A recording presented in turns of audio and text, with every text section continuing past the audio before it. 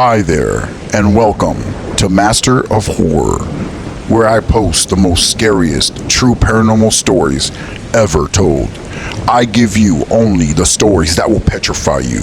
These are 3 true paranormal stories in the ring. Number 25. If you like what you hear, please like and subscribe. Thank you again. Now, let's begin.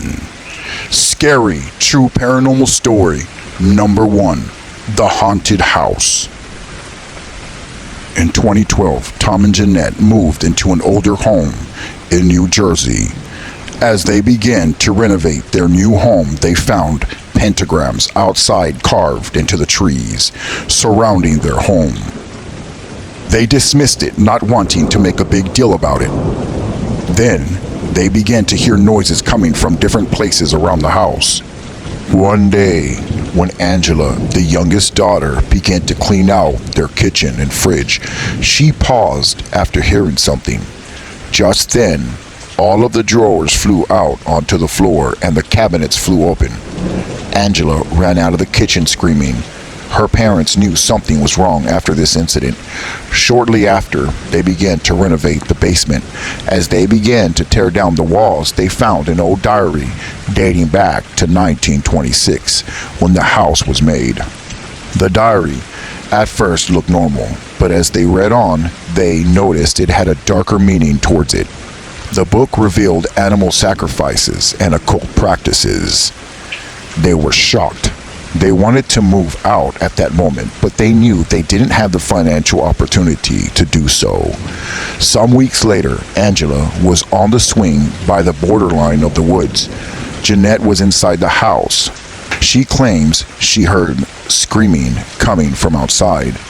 Jeanette hurried outside only to find Angela on the ground crying, claiming that something pushed her off the swing. They went to the hospital and it turned out that Angela had a broken ankle. After returning home from the hospital, Jeanette quickly went to her computer to see the footage of the camera and what occurred to Angela on the swing. Lo and behold, a cloaked figure came out of the woods and pushed Angela off the swing.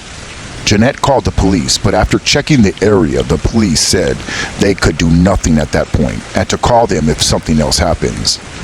Later on the next day, Jeanette told Angela that she had to run quickly to the pharmacy and she would be right back. Angela agreed. As Angela was on her bed, she heard a noise coming from her closet. The closet doorknob then began shaking. As the closet began to slowly open, Angela quickly went to hide under her bed. She held her mouth with her shaking hand. Coming from out of the closet, Angela saw bare feet walking around the room. She looked and saw the feet of the figure leave the room, and she heard it walking down the stairs. Just then, the entity quickly ran up the stairs and jumped on the bed right above Angela. Angela claimed that at this point she wanted to pass out. Just then, it got quiet. That's when Angela claims the head of a figure popped down from the bed and looked at her with its mouth wide open. It had black eyes with a distorted face. It looked disfigured. She screamed, and the figure that was on her bed leaped off. At that point, she heard her mother's car pull in the driveway. Angela began screaming. Her mother, Jeanette, entered the room and found Angela under the bed shaking and crying. That very day, they got a paranormal team to help cleanse their home. After a few blessings, the house and the cleansing worked, and there was no more paranormal activity to this day. Also, to this very day, they still reside at the same house. Paranormal, true, scary story number 2. They're listening. Story told by Glennis and Solana from Rosenberg, Texas. Hi, this happened in about 2014 when I was at home with my sister. My parents had just left to church and we had nothing to do that night. We were pretty much bored. We had got done playing games on our phones and we even got done coloring earlier that day. It was my sister Solana who had the idea to play something different this time. It was about an hour until my parents would get back home, and we decided to do something that we usually don't do. Solana asked me if whether or not it'd be fun to start talking to ghosts, or whether or not something's actually listening to us. That after playing games, she had felt something was staring at her. You see, sometimes my parents would get things from the side of the road, and in my opinion, some of these things can actually be haunted. Whatever the case is, earlier that day, they did bring some items from the street, like dressers and whatnot. So back to the story. My sister Solana brought up this idea, so we turned off the TV and pretty much all the lights. The only light that was flashing dimly through the living room was the kitchen stove light. Solana looked at the tree and said, "If something is listening to us or something's here, please move the tree just a little bit." We stared at the tree for about 2 to 3 minutes, but after nothing happened, I turned around, but Solana tapped me on my back. When I looked back at the tree, one of the branches was moving. I thought maybe it could be the air conditioner or something different. After staring at it for one more minute, it slowly began to tilt more and more until it actually crashed all the way to the floor. I was thinking to myself, what are the odds of this happening? After the tree had been standing in the same spot for months, why would it just fall to the ground? We both screamed and ran out of the living room as fast as we could and to my parents' bedroom. We shut their door and we locked it, and we jumped on the bed. I pulled the covers up to my face, and so did Solana. The story gets much worse. As we were on the bed literally shaking, we heard something scratching down the hallway, making its way towards the room. It sounded as if it had claw-like fingers. The scratching noise continued all the way down the hallway and stopped exactly at our door. The door was locked, but whatever was on the other side of the door was starting to shake the doorknob. We were terrified. I slowly looked down at the ground under the door and saw a shadow of something standing there. No one was home but me and my sister. Whatever was rattling and shaking the doorknob completely stopped. Just then, at the exact moment, we heard the front door open and heard my parents' voices. We jumped out of the bed and ran out of the room towards the living room.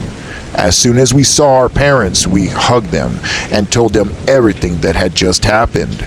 My parents were upset of the fact that we were trying to contact ghosts and the spiritual realm, but in the end, they claimed that they did believe us. Till this very day, I totally stand by my word, and every time I pass that tree in the living room, I get the creeps, and my hair stands completely straight up. True paranormal story number 3, something on the sofa. Personal story. In 1994, when I was about 12 years old, I lived in a townhouse. It was a 2-story house. Basically, my parents would watch movies at night, all the way to about 1 o'clock in the morning with my siblings. They would all go to bed and leave me asleep on the couch. I would always fall asleep on the couch, and most of the time my father would leave me downstairs alone in the pitch black. He turned off all the lights because he did not want to waste electricity. So one night, after everybody went upstairs and left me alone against my will, because I had told them in the past not to leave me alone downstairs, to at least wake me up, they all went upstairs to bed and left me downstairs in the pitch black, all alone. I woke up about 2 o'clock in the morning feeling something staring right at me. It felt as if something was sitting across from me on the sofa. And when I looked across the sofa, all I could see was just pitch black. But I heard somebody or something moving around on the sofa. So I figured it could have probably been my sister also asleep on the sofa. But I then started to hear noises on the sofa across from me. Again, it was pitch dark. I could not see anything. I closed my eyes because I got a feeling of dread. I didn't know exactly what to do at that point. I kept my eyes closed and I acted like I was asleep on the couch. But whatever it was stood up and started to walk right over towards me. I literally can hear it walking on the carpet. Then I heard it kneel down only about a foot away from my face. I could hear grunting and breathing. That's when I just decided to just keep faking my sleep. Whatever it was knew that I was awake and that I was acting like I was sleeping because it didn't stop breathing on me. I literally felt it pull away from me and step back. What felt like hours was only about 5 minutes of it standing in the middle of the living room, looking right at me. I knew it was. I asked myself, who or what would stand in the middle of the living room in the pitch black, making grunting noises? None of my family members would ever have done that. I mustered up the courage and I counted to 5 in my head just to jump up and run up the stairs in the pitch black, hoping to God that I wouldn't trip.